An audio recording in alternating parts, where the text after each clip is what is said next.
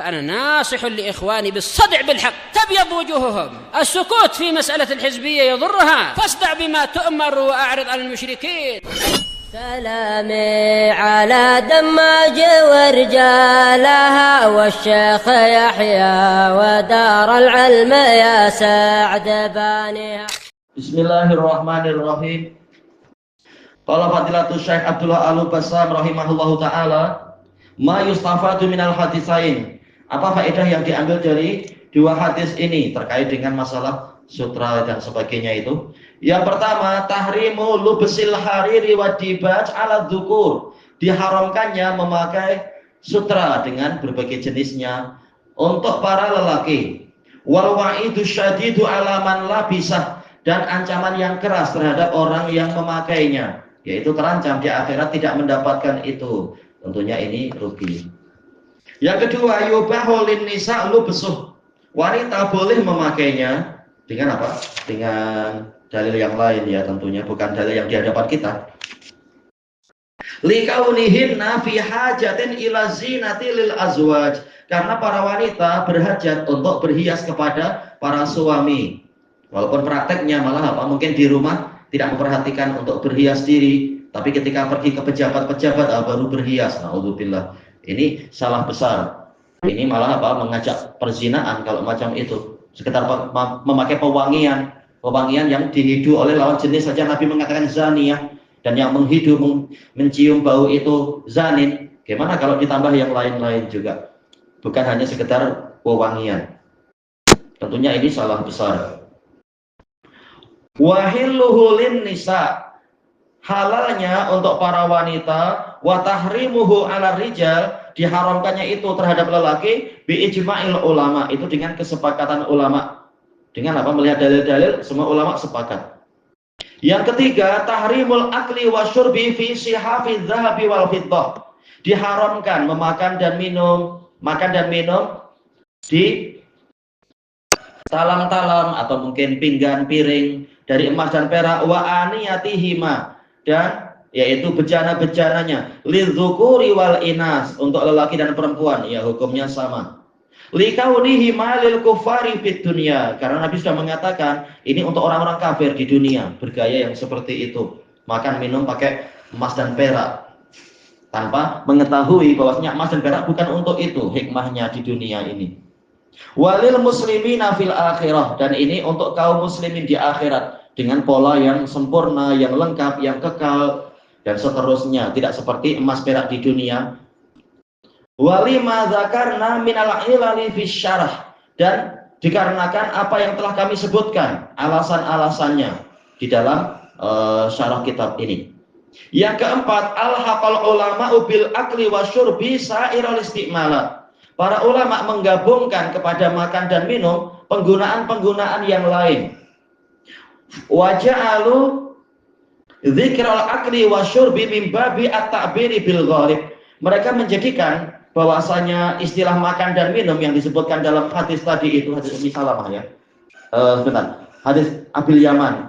Hadis Ummi Salamah ada juga, cuma tak tahu disebutkan enggak nanti. Hadis Hudzaifah ibnul Yaman.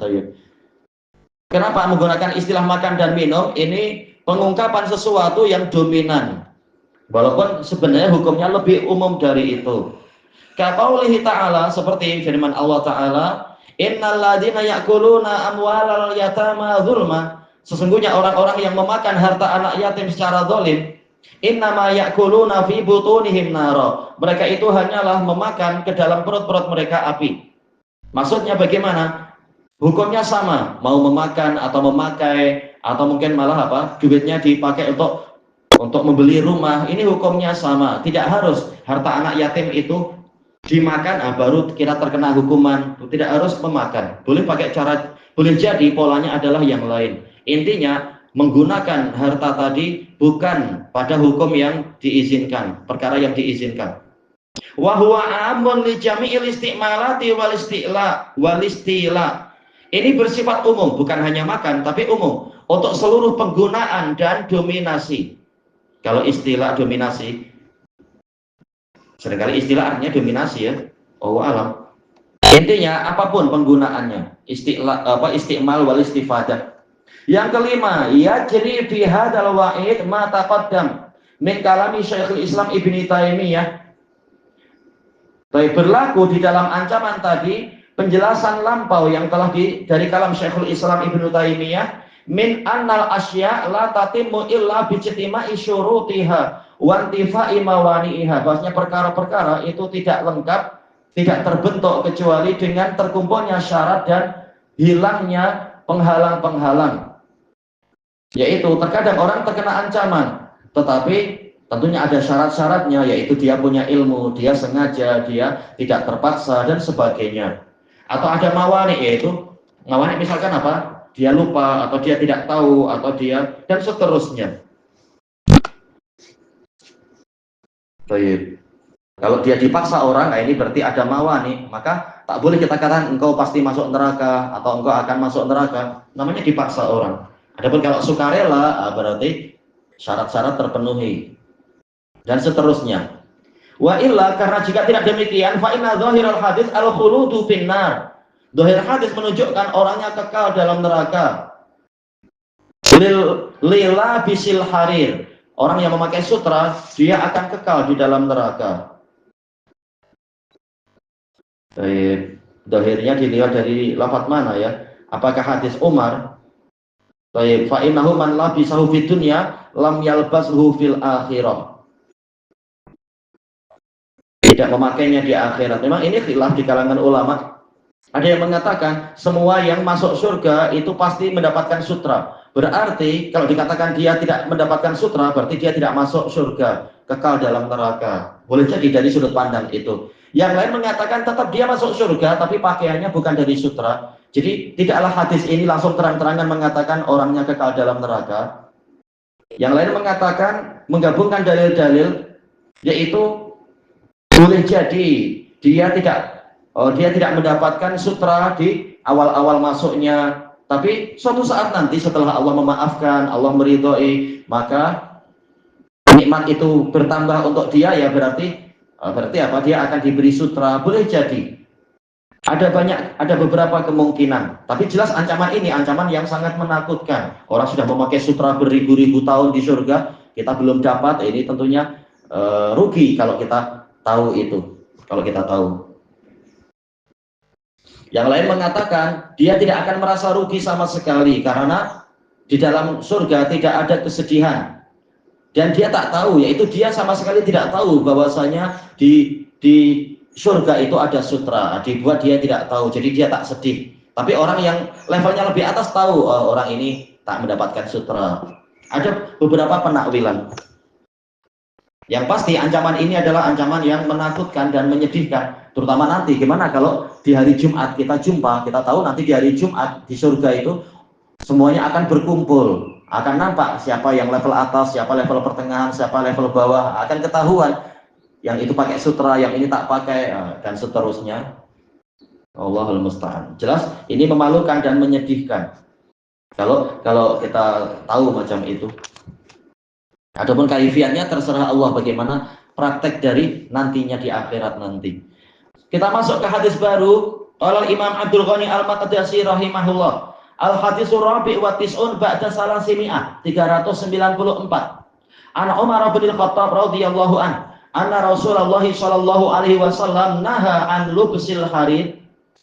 Bahwasanya Rasulullah sallallahu alaihi wasallam melarang dari memakai sutra illa hakadha, kecuali demikian. Wa rafa'alana Rasulullah sallallahu alaihi wasallam isba'aih. Rasulullah sallallahu alaihi wasallam mengangkat kepada kami dua jari beliau, as-sababah wal wusta. Sababah jari telunjuk, wusta jari tengah. Berarti apa? Ya cuma ukuran dua jari saja. Adapun kalau lebih-lebih tak boleh. Wali Muslim naha Rasulullah sallallahu alaihi wasallam an lubsil harir. Rasulullah sallallahu alaihi wasallam melarang dari memakai sutra illa maudhi'a isbi'ain, kecuali tempat yang setara dengan dua jari, au salas au arba. Nah, ini mungkin rawinya ragu, 3 atau 4. Oh, kalau 4 lumayan juga ya. Oh, 4 jari. Ma yustafadu minal hadis, kata Syekh Al-Bassam rahimahullah, al-ula fihi tahrimu lubsil harir. Di dalam hadis ini ada dalil tentang diharamkannya memakai sutra. ala rijali dunan nisa, terhadap lelaki bukan perempuan. Ya dalil-dalil tadi umum, kemudian dikhususkan dengan dalil-dalil yang lain. Yang kedua, fihi istithna'u qadril isbi'aini aw salas awil arba. Diperkecualikannya kadar 2 jari kah, atau 3 atau 4 jari. Idza kana tabi'an li ghairi, jika sutranya itu mengikuti jenis yang lain, yaitu bukanlah inti pakaiannya pada sutranya, tapi inti pakaiannya adalah pakaian mungkin dari katun kah, atau dari wool atau yang lainnya. Sutra cuma tambahan segitu saja, maka ini diberi keringanan. Amal munfarid, adapun sutra yang bersendirian, sendirian 4 jari, macam mana ya? Mungkin untuk jadi ikat pinggang atau untuk jadi selendang mungkin ya, tapi ya selendang yang seukuran itu aja. Fala yahillu minhu qaliluhu wala kasiruh, maka tidak halal darinya, baik dia sedikit ataupun banyak. Makanya ketika lafadznya tadi illa maudhi'a, tempat, ini mengisyaratkan dia hanyalah diletakkan sebagai bagian dari kain tadi, bukan dia berdiri sendiri, bukan sutranya bersendirian, tapi sekedar diletakkan sebagai bagian dari baju dan atau yang semacam itu bagi kain yang lain. Ka khaitin musabbahah, seperti apa? Benang untuk tasbih. Ini orangnya kaya ya, benang tasbih dibuat dari sutra, mungkin para bangsawan. Au sa'ah, atau yaitu untuk jam, bagian pegangan jam. Istilahnya apanya kah yang mengelilingi itu? Dipanggil apa? Tali, bingkai. Al-muhim macam itu, dia berdiri sendiri. Kaya ya, dari sutra. Au nahwi dzalik, atau yang seperti itu, atau mungkin ikat kepala istilahnya, tapi dari sutra, tak boleh. Dia hanya boleh menjadi bagian dari yang lainnya. Yang lainlah yang dominan. Oh iya, ilahuna wallahu a'lam. Ya? Iya, dohirnya ya, sikit aja, tidak dominan. Subhanakallahumma wa bihamdika la ilaha illa anta astaghfiruka wa atubu ilaik. Walhamdulillahirabbil alamin. Jazakumullahu khairan.